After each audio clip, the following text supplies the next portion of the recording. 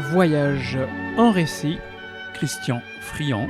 Geoffroy Scrive, Christian Friand, merci de m'accueillir dans cette chapelle de Timamdoué. Nous sommes au nord de Quimper, du côté de Kerfeunteun. Qui était autrefois Cuzon et qui a été fondu juste après la Révolution dans le territoire de Kerfeunteun. La paroisse, puisqu'on est dans une chapelle. Donc paroisse de Kerfeunteun. Il me semble qu'à aujourd'hui. Cuzon, il y a également une paroisse orthodoxe. À Cuzon, il y a aujourd'hui une chapelle qui remplace l'église qui a disparu. Et effectivement, cette chapelle est affectée au culte orthodoxe. Oui. Mais nous sommes donc ici dans cette magnifique chapelle de Timamdoué. Pour ma part, j'ai pu la découvrir lors d'un concert donné ici. Il y en a eu pas mal cette année. Il y a rien qu'à voir, quand on arrive sur la porte de cette chapelle, le nombre d'affiches présentant différents concerts. Il y en a encore un, Chambreton et harpe celtique. Nous sommes en plein dans la tradition, si je puis dire, de ce territoire, de ce diocèse, donc de cette chapelle qui se trouve magnifiquement située au fond d'un vallon. Ça, c'est quand même assez étonnant. On ne la voit pas des routes environnantes, il y a des voies rapides, mais nous sommes vraiment au cœur d'une forêt. Elle est construite dans une ancienne carrière romaine, probablement romaine, qui aurait servi à construire la voie romaine qui passe juste au-dessus, à 200 mètres au-dessus de la chapelle. Flaubert, en 1847, lorsqu'il est descendu à la chapelle, il a découvert au fond d'un ravin. Il l'écrit comme ça. Il écrit comme ça, Oui. dans son voyage en Bretagne. Il écrit comme ça, et c'est vrai qu'il n'y avait pas de route à l'époque. Il y avait simplement des chemins qui menaient à la chapelle. Savez-vous de quelle époque remonte ce voyage de Flaubert ? 1847, je crois. D'accord. Et donc vous, Christian Friand, vous êtes l'un des 3 directeurs de l'association qui a lancé la rénovation de la chapelle et qui l'entretient aujourd'hui, qui l'a fait vivre quelque part. Oui, en 2019, on a changé la gouvernance de l'association pour qu'elle perdure. Voilà. Et pour que ça tienne, on a séparé les activités en 3. Un coprésident qui s'occupe de la restauration et de l'entretien de la chapelle. Un coprésident qui est chargé des relations cultuelles. Donc c'est lui qui assure la gestion des pardons, la gestion des cérémonies qui peuvent avoir lieu à la chapelle. Et moi-même, coprésident chargé des activités culturelles. D'où le mot d'introduction que vous avez pu donner lors du concert dont nous parlions au début Voilà. de cette émission. Oui, c'est moi qui m'y colle. Oui. Et vous faites ça avec brio, faut le dire. Merci. Parce que vous avez évidemment toute la connaissance liée à l'histoire de cette chapelle et que ça, oui, en un mot, ça vous passionne. C'est une voilà, histoire de passionné. On a choisi nos activités en fonction de nos désirs aussi. Et bon, c'est vrai que moi j'ai un affect particulier pour la chapelle depuis quelques années. Et donc je plonge avec délice dans l'histoire de la chapelle, dans les anecdotes et aussi dans la restitution de ces informations à tous ceux qui veulent bien s'arrêter un moment en pèlerinage ou simplement en touriste. Merci de nous accueillir d'ailleurs pour cette émission. D'où vous vient cette passion, d'où vous est venu cet intérêt pour cette chapelle ? Ça remonte à une dizaine d'années. Je donnais un coup de main à la chapelle au Grand Pardon, simplement comme ça, en tant que bénévole occasionnel. Et puis un jour, en travaillant la généalogie, je me suis aperçu qu'un ancêtre de mon épouse avait acheté la chapelle à la Révolution. Et c'est à partir de là que j'ai commencé à creuser, et voilà. Et ça fait partie de l'histoire de la chapelle. C'est un des grands événements de la chapelle. Cette révolution où la chapelle n'a pas été détruite, mais a été vendue comme bien public et aurait dû, peut-être, sans doute, être démolie. Les pierres reparties ailleurs. Voilà. À gauche, et quelques années après la Révolution, son propriétaire, donc qui était un paysan d'une ferme tout près, même moins d'1 kilomètre à vol d'oiseau, on a fait don à la commune de Kerfeunteun et non pas à la paroisse de Kerfeunteun. Mais c'est important. Oui, c'est très important. Oui, c'est très important. C'était important de faire un don à la commune. Il en avait été maire quelques années avant, au moment de la Révolution. Il avait une dévotion pour la chapelle puisqu'il s'y était marié aussi au XVIIIe siècle. Et à ce moment-là, la chapelle était ruinée. Alors ce qui est étonnant, c'est que c'était donc la commune de Kerfeunteun qui en était propriétaire. Mais c'est un curé de la paroisse de Kerfeunteun qui s'est lui aussi pris de passion pour cette chapelle et qui l'a fait restaurer, qui a réuni des moyens sans doute énormes puisque à l'époque, on pense que le toit n'existait plus ou était bien abîmé. En quelles années sommes-nous là ? Entre 1812 et 1822. Et en 1822, la chapelle retrouve son activité, l'activité de pèlerinage, puisque c'est pas une église, ça n'a jamais été une église, et une activité de pèlerinage en 1822. Ah oui, donc il y avait déjà des pèlerinages. Il y a eu des pèlerinages sans doute bien avant, même peut-être avant la construction de cette chapelle qui date du XVIe siècle. Donc on fixe le début de la construction à 1540, 1547 approximativement. La fin de la construction probablement à 1573 puisque c'est la date qui est sur le clocher. Et avec à ce moment-là beaucoup de conciles, concile de Trente, concile de Tours, qui oblige des modifications. La suppression du jubé, donc il n'y a pas eu de jubé. Aussi l'architecture des églises, la construction de la sacristie, donc beaucoup de choses. On a ouvert des portes, on a fermé d'autres. Enfin voilà, il y a eu beaucoup de choses qui ont bougé au début du XVIIe siècle. Et de quand date le magnifique calvaire qui se trouve à côté dans la prairie? Alors lui, il date de la Pentecôte 1924. Ah oui, c'est tout récent. C'est tout récent et j'espère bien qu'on va fêter le centenaire l'année prochaine à la Pentecôte, si possible. Il y avait un premier calvaire. Le Christ sur la croix, lui, vient probablement d'un calvaire érigé lors d'une mission en 1866 sur une croix de bois.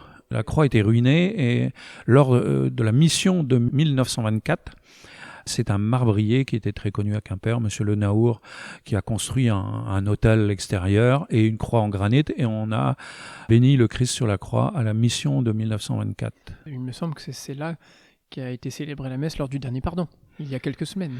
Alors, la messe en extérieur se fait toujours au niveau de ce calvaire, enfin de cette croix. Lorsqu'on peut, les années pluvieuses, on le fait à l'intérieur. Mais c'est sûr que 500 personnes sur le placître, c'est plus facile que 200 personnes maxi dans la chapelle. Évidemment. Cette année célébrée par le père abbé de l'abbaye de l'Anve-d'Evenec, secondé par le père Claude Caille, qui est le curé de la cathédrale de Quimper. Et deux diacres. Ce n'est pas rien. Quel est l'attachement de l'abbaye d'Anve-d'Evenec à cette chapelle? Y a-t-il une raison particulière? Il y avait une raison, c'était de mettre en avant les personnes consacrées, donc les moines, les sœurs, qui étaient réunis là, enfin toutes les personnes, les diacres, toutes les personnes qui ne sont pas forcément mis en lumière à l'occasion des pardons, puisque généralement, alors le must, c'est de faire venir un évêque comme l'an dernier, mais voilà. Donc Michel Varnoux, le coprésident chargé du culte, avait organisé cette mise en valeur des, je crois qu'on appelle les corps consacrés. Je suis pas un spécialiste En tout cas, il y a eu du monde cette année. Il y avait beaucoup de monde. La messe était très, très, très suivie. Il y a un repas convivial ensuite à midi. Ça, c'est la tradition. Bon, avant, il faut parler de la première tradition, c'est la procession en costume, les bannières. Les bannières et les croix et les bannières portées par des personnes en costume qui viennent de 16 paroisses avoisinantes, plus ou moins, 16 paroisses qui ont gardé cette tradition de la procession croix et bannière avec des personnes en costume traditionnel. Et pas forcément très proches, puisque les plus lointains viennent de la chapelle de l'Otea à Quimperlé et de la chapelle de l'île Calotte à Carantec. Ça commence à faire loin. Un petit peu de et c'est une tradition qui veut aussi que l'on rende le plaisir d'avoir reçu ces gens-là à notre pardon. Donc c'est une des activités du comité, on a quelques personnes qui, presque tous les dimanches maintenant, puisqu'à la période estivale, il y a des pardons un peu tout le temps, prennent une croix, une bannière de la chapelle et se rendent à un pardon. Donc dimanche prochain, on n'ira pas loin, puisque c'est à 3 km plus haut, ça sera le pardon de Kernilis. D'accord. Mais toujours sur la même paroisse. Mais voilà, dimanche dernier, donc hier, c'était pas très loin non plus, c'était à Ploneis le matin, et la petite Troménie à Locronan l'après-midi. Donc grosse activité, il faut encore trouver des gens qui portent le costume, mais surtout qui sont aptes à porter la croix et la bannière, parce que c'est un effort physique, pas seulement mental. Sentez-vous un désintérêt de la jeunesse pour... Alors, c'est très variable. C'est très variable selon les endroits, peut-être. C'est-à-dire, pour faire notre pardon, nous, on trouve facilement des porteurs. Pour aller à l'extérieur, moins. C'est plus difficile. Donc, on apporte une simple délégation. C'est ça. Et les autres, c'est pareil. Mais notre pardon, on avait à peu près 80 personnes, je crois, des paroisses tout de même associées. Ouais. Donc, on doit avoir une bonne dizaine de paroisses qui... Donc autant nous ont rendu visite. Autant de croix et de bannières. Autant de croix et de bannières. Ouais. Alors quand on n'est pas assez nombreux, on ne prend qu'une bannière. Oui, parce que ça peut être lourd. Hein. Ah, c'est très lourd. C'est très lourd. Ouais. Ce sont des objets anciens et sont lourds. Et puis les jours de grand vent... c'est difficile. C'est difficile. Ensuite, donc déjeuner convivial, pour ce pardon ici à Team Oui, donc on a dû servir 250, 260 personnes au repas de midi, aidé par une association amie pour le service, parce que nous, on est au four au moulin, mais on est de moins en moins nombreux, aidé par des scouts, qui, en particulier, portaient les plateaux des personnes qui avaient du mal, parce que bon, c'était les scouts de France, cette année, qui viennent nous donner un coup de main pour monter les stands, mais le dimanche, ils assurent l'aide à la restauration. On a beaucoup de personnes âgées qui ont du mal à se faufiler, et puis tenir un plateau et marcher dans l'herbe. Donc il faut les servir. Voilà, donc on leur porte leur plateau, ils choisissent leur place et les scouts les servent. Voilà. Donc finalement, c'est intergénérationnel. Oui, tout à fait. Et l'après-midi, alors on a remis la tradition, fête religieuse le matin, fête profane l'après-midi. Oui. Donc l'après-midi, cette année, on avait 2 musiciens, accordéon et guitare pour le premier groupe.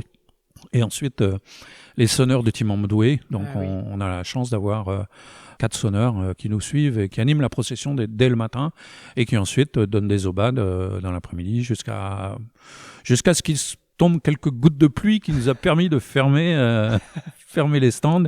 Il y avait des jeux, des loteries, le bar, enfin voilà, la fête profane comme elle se tenait, comme elle s'est toujours tenue dans les pardons traditionnels bretons. Je crois qu'une dame tient son stand ici depuis plus de 40 ans. Depuis 45 ans, c'était son 45e anniversaire. Il faut savoir que le comité n'a que 46 ans. Donc elle est intervenue à sa loterie au premier grand pardon qui a été de l'après-guerre, puisque c'était ça le souci. Et Marcel, elle est là toujours depuis 45 ans. Voilà, c'est son 45e. C'est une très belle longévité. Oui, elle a plus de 90 ans. Donc, où habite-t-elle? Ici elle est dans le secteur. C'est une voisine de la chapelle. On imagine son attachement à cette chapelle. Ouais. Viscéral. Oui, comme beaucoup. Tant qu'ils peuvent venir au Grand Pardon. Alors, pas seulement au Grand Pardon, ces gens-là, les gens âgés viennent aussi au Pardon de Carême. La chapelle a toujours été un lieu de cérémonie lors du Carême. Autrefois, avant la dernière guerre, celle de 40, les cérémonies du Carême, il y en avait tous les soirs, avec des prières et des confessions avant Pâques. Oui, on a un magnifique confessionnal sur notre voilà, côté. Et ils servaient. C'est à peu près les seuls mobiliers qui ont servi dans la chapelle. On retrouve des textes disant il y a eu beaucoup de monde ce soir à la confession. Voilà, dans les registres. Et donc, il ne se passait plus rien à l'église paroissiale de Kerfeunteun, mais tout venait ici. Donc les gens, après les travaux, venaient le soir pour leur vie spirituelle préparer la Pâque. Ouais. Et puis, donc Grand Pardon, premier dimanche de juillet, ça c'est traditionnel, on l'a évoqué. Et autre grand pardon pour les anciens, c'est justement le pardon des anciens, pardon des malades ou encore pardon du rosaire. Donc les trois sont regroupés dans une cérémonie qui a lieu en octobre. Ici, dans la chapelle, on chauffe, parce que ça peut être humide. On chauffe, et après la cérémonie, il y a une messe, en fait, régulièrement, on a un prêtre qui vient nous aider. Et après cette messe, on sert un café et un gâteau. Voilà, toujours l'aspect convivial. L'aspect convivial. Accueil. Ouais. Et il y a un quatrième pardon, mais qui est plus récent, qui vient de la nuit des temps, mais qui a été rétabli il y a 20 ans environ. C'est le pardon muet. En breton, le pardon mude, ou le pardon mute. Alors là, les spécialistes de la langue bretonne se battent là-dessus, c'est bien, parce qu'on se dit la langue bretonne est sauvée si on n'a plus que ce genre de controverse. Mute ou mude, pardon muet. On vient d'une croix de Kerfeunteun, la croix des gardiens, qui se situe très haut au-dessus de nous, là, en venant de Quimper. On vient sans parler, on fait 3 fois le tour de la chapelle. Sans parler toujours. On y rentre. Alors, pour y prier, ceux qui veulent y prier, pour simplement se reposer, ou bien rentrer un peu dans ses pensées, voilà. Et on repart chez soi, toujours sans parler. Il a lieu le soir du jeudi saint, ou l'après-midi du jeudi saint. Bien sûr, d'accord. Voilà. C'est une tradition des Quimpérois au départ. Les Quimpérois appelaient ça, ils appelaient le jeudi saint de la Mère de Dieu. Parce que à Quimper, on appelait la chapelle la Mère de Dieu. Le vocable Team Amdoué n'est pas naturel pour tout le monde. je veux dire dans les temps. Oui. Puisque la Mère de Dieu, c'était le vocable qui était utilisé dans les actes, même s'il n'y en a pas eu beaucoup. Il y a eu quelques mariages ici autrefois, mais c'était toujours la Mère de Dieu. Oui. Les curés écrivaient en français dans leur... pour qu'on puisse comprendre. Pour que tout le monde puisse... Et puis parce que c'était la loi. Ouais. Oui, en plus, surtout. Même la loi des rois, c'était... Donc 4 pardons. 4 pardons. Ça doit être assez impressionnant de faire ce pardon tout en silence. Oui. C'est saisissant.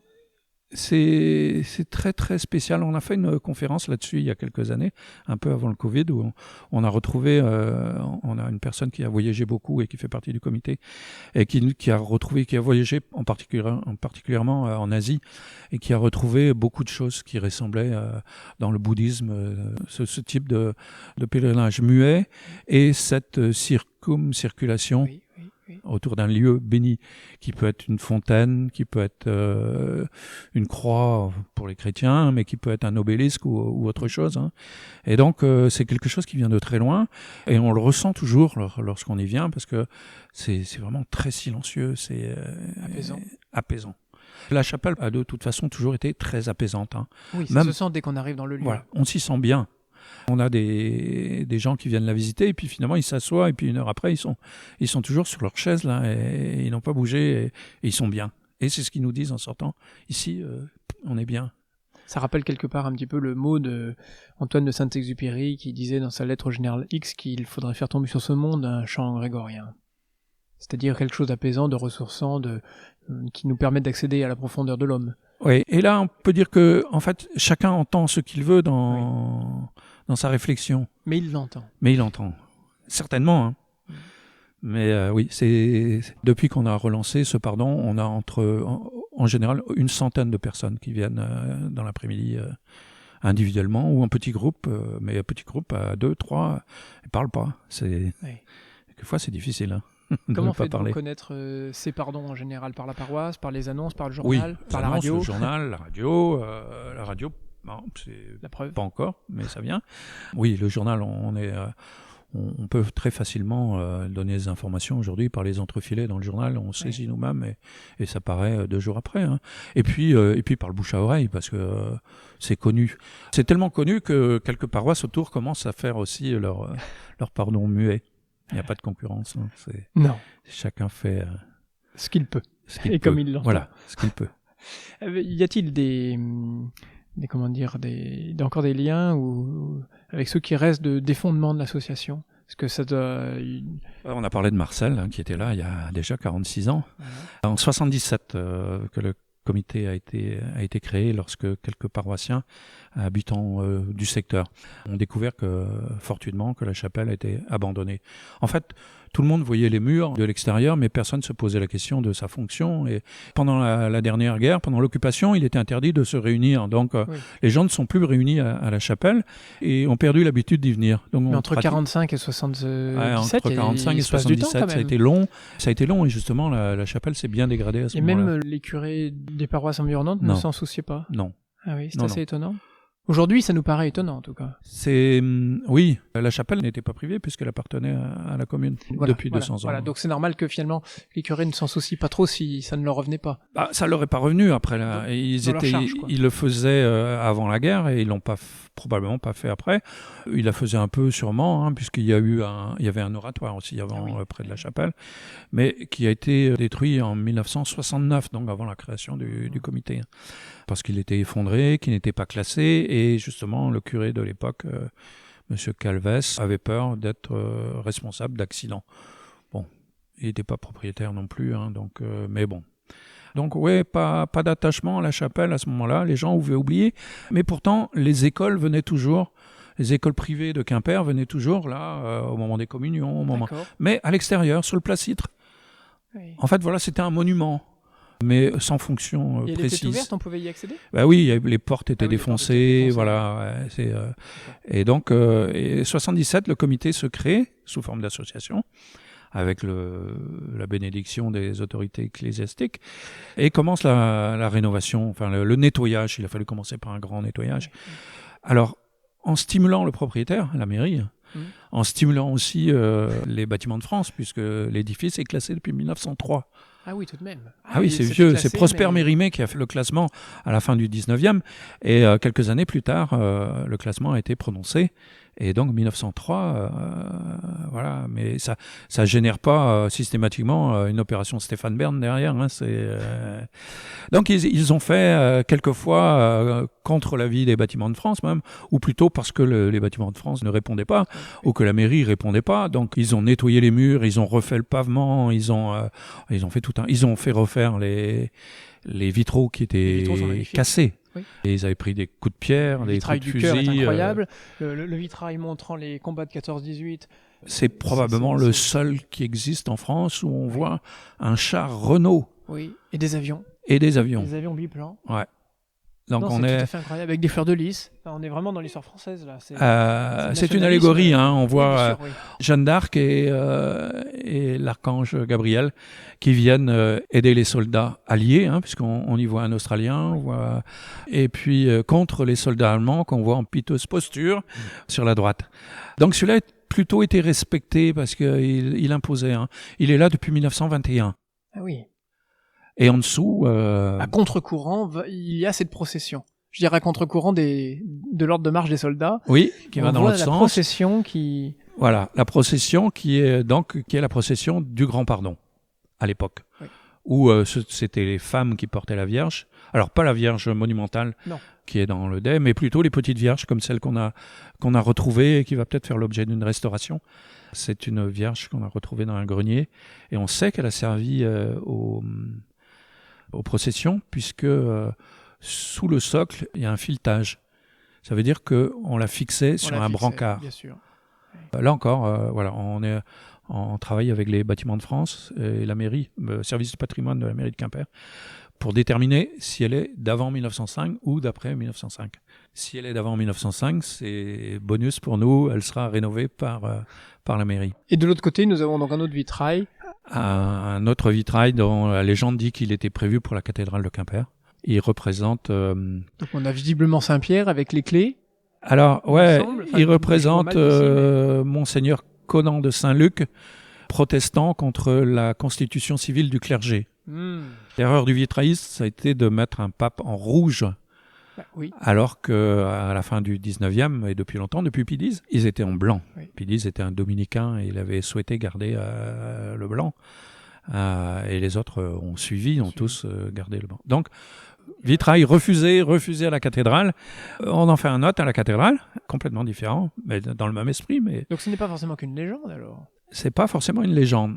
Maintenant, on a fait des comparaisons entre les deux. On se demande comment celui-ci aurait pu tenir. Ah oui, d'un point de vue dimension. Ouais, mais bon, il y avait sûrement quelque chose. Il y a sûrement une raison pour qu'un magnifique vitrail arrive ici. Et au fond, on a des vitraux modernes qui datent de 95. 95, c'est la fin de l'activité de restauration, la grosse activité de restauration du comité. Entre 77 et 95, à peu près, ça a été tout le travail de remettre la chapelle en état, puis de relancer les pardons, quasiment immédiatement. Et puis ensuite est venu l'aspect culturel, faire visiter la chapelle, la faire connaître. C'est le but du jeu aujourd'hui. Les concerts n'ont que cette fonction. C'est faire venir les gens, un public le plus éclectique possible. Donc on va de la tradition bretonne, de la musique bretonne, on fait du baroque, de Vivaldi à Clarisse Lamanon. Et tout ça pour faire venir un public divers qui va découvrir la chapelle. Et tant qu'elle sera connue, on sait qu'elle ne retombera pas. Un édifice qui est fermé de ce type-là se dégrade automatiquement. Voilà. Et meurt. Combien de concerts avez-vous commencé et aujourd'hui, combien en accueillez-vous par an en moyenne ? Alors, on devait s'arrêter à 5-6 et puis en fait, on est sollicité par les artistes qui font leur propre production. Hein. On n'est pas producteur, donc voilà, sinon on ne pourrait pas dépasser. On ne fait pas de billetterie non plus, donc on n'est pas, ou très peu. Donc cette année, on va tourner autour de 9-10 prestations. Voilà. De quoi vit l'association aujourd'hui finalement ? L'association n'a pas de gros besoins financiers, puisque en particulier tout l'entretien extérieur est assuré par la mairie. D'accord. L'encaustique, ça c'est important. Il faut nettoyer, donc c'est surtout de la volonté et de la force des bras. Ce qui nous coûte le plus cher aujourd'hui, c'est trivial, mais ce sont les toilettes que l'on met à disposition du public. Ce qui n'existait pas jusqu'à il y a quelques années, et puis c'est indispensable aujourd'hui. Depuis le Covid, ça coûte très cher, puisqu'il faut un entretien constant et très réglementé. Donc voilà, on passe une prestation avec une société qui nous facture cette prestation de location et d'entretien des toilettes. Donc ça, c'est le gros budget. On vit des dons, bien sûr, de la vente de cartes postales, de livrets, ou des dons que les gens viennent faire lors des concerts, par exemple. Les gens font des dons aux artistes, et les artistes, en général, nous laissent une partie donc ça fonctionne comme ça. Je vous dirais pas quel est le budget global de l'asso. Si on pouvait parler de chiffre d'affaires, on dirait dans les 5 000 euros peut-être par an, quoi. Et en nombre de personnes, alors combien êtes-vous aujourd'hui ? Alors, aujourd'hui, on est environ 60 adhérents. Donc ça aussi, c'est une ressource, puisque chacun paye sa cotisation. 60 adhérents, une quinzaine de personnes au conseil d'administration, et un bureau de 6 ou 7 actifs, ça varie un peu, qui sont vraiment, on va dire, presque en permanence. C'est le bureau exécutif. C'est le bureau exécutif. Et le conseil d'administration se réunit c'est à la régulièrement fois pour valider, surtout pour valider et puis pour discuter des choix. Là aussi, la convivialité, c'est que le bulletin d'inscription est là. On va remettre cette année une tradition, c'était l'excursion du comité. Donc, et cette année, actualité UNESCO oblige, on va aller voir les enclos paroissiaux du Nord Finistère. Donc les sudistes qui vont monter dans le Nord Finistère. Et on va finir chez nos amis de l'île Calotte à Carantec pour un petit café avant de reprendre la route pour retraverser les montagnes d'Arrée pour revenir à Quimper. Donc voilà, 50 magnifique. Personnes qui vont... donc un peu... on dirait balade du troisième âge, mais voilà, c'est ça, c'est des gens qui se retrouvent bien dans cette activité. Ils viennent aussi ici, je vous l'ai dit, pour les pardons. Et qui eux-mêmes font vivre les enclos. Mais voilà, ils vont venir l'autre jour, quand on a préparé la chapelle pour le pardon, pour tous les pardons, on a une demi-journée avant où on nettoie, on balaye, et là on se retrouve à 10-15. Et puis derrière, il y a un casse-croûte. Une convivialité. Voilà, toujours. Toujours. Le café, gâteau breton. Sous le regard de la mère de Dieu. Le pâté. Voilà, ouais, mais on le fait, généralement, on le fait dans le fond de la nef, et puis dehors, quand il fait très beau, mais au carême, ça se fait, et en octobre, ça se fait aussi à l'intérieur. C'est magnifique. Oui, c'est à la fois, voilà, c'est deux choses. C'est des gens qui se réunissent, et puis c'est une œuvre d'art qu'on maintient. Donc voilà, on est tous accrochés à qui ça. Permet aussi aux promeneurs, comme aux musiciens, de venir s'y produire comme s'y recueillir. Oui. Les musiciens apprécient beaucoup la chapelle parce qu'il y a une sonorité exceptionnelle. Ouais. C'est son élévation qui veut ça. Les chapelles bretonnes sont souvent écrasées. Celle-là, on peut préciser tout de même que c'est assez haut. Hein. C'est haut. C'est surprenant. Oui, c'est haut, très haut. Volonté du mécène de l'époque de montrer sa puissance financière. C'était un roturier qui voulait devenir noble, qui voulait prouver qu'il était noble, mais il n'a jamais réussi. Et donc, il a mis le paquet à l'époque. Je pense que c'était vraiment ça. Lui, son fils, son petit-fils, ont eu 3 générations de Furic, de la famille Furic, et qui ont réussi finalement à devenir nobles, du moins leurs descendants, puisque on retrouve leur sang chez Sissi, impératrice d'Autriche, chez Lady Di, et le roi des Belges descend des constructeurs de la chapelle. La généalogie, ça mêle tout. On les retrouve, ils étaient très riches, donc ils ont marié leur fille à des nobles, ce qui se faisait beaucoup à l'époque. Et puis, de fil en aiguille, on les retrouve dans toutes les cours d'Europe. Alors pour finir, parce qu'on vous sent passionné, Christian Friand, mais quand aura lieu la prochaine visite que vous aurez l'occasion de donner de cette chapelle ? Alors les visites pendant la saison estivale, elles ont lieu le mercredi, le samedi et le dimanche. Tous les après-midi, 14h, 18h. Il faut réserver ou... Non, c'est visite libre. Alors il y a quelqu'un ici en permanence qui attend les visiteurs. Il y a toujours quelqu'un le mercredi après-midi. Alors cette année, c'est un peu exceptionnel. On a l'aide de la SPREV. La SPREV nous aide le mercredi et ils viennent aussi le mercredi matin. Donc mercredi matin, mercredi après-midi, samedi, en général, c'est moi qui assure les visites. Et dimanche après-midi, SPREV et puis une personne du comité. Il y a systématiquement quelqu'un du comité. Et en général, on est 2, par mesure aussi de sécurité, parce qu'on n'est pas très à l'aise. Comme vous l'avez dit, c'est perdu dans la campagne. Même si c'est à 200 mètres de la route de Plogonac, une route très passante. mais c'est complètement perdu. Ouais. Et donc, voilà. Donc, on assure les visites. Alors, là aussi, c'est fonction de ce que sait faire le bénévole qui est là. S'il a envie d'expliquer aux gens les caractéristiques de la chapelle, il le fait. Sinon, il se contente de distribuer. On a un petit document, un triptyque qui reprend en photo et en texte les principales caractéristiques de la chapelle. Donc, quand on part, on a toujours un souvenir de la chapelle. Eh bien, puisse cette émission faire motiver quelques visiteurs à venir trouver cette chapelle comme la perle dans son écrin ou ce bijou. Voilà. Ils ont jusqu'aux Journées du patrimoine pour... alors, Journée du patrimoine, c'est l'apothéose, puisque là, on est ouvert le samedi et le dimanche non-stop, du matin au soir. Et puis après les Journées du patrimoine, on arrête un peu, parce que là, on commence à avoir un peu de fatigue. Se fait sentir. Qui se fait sentir.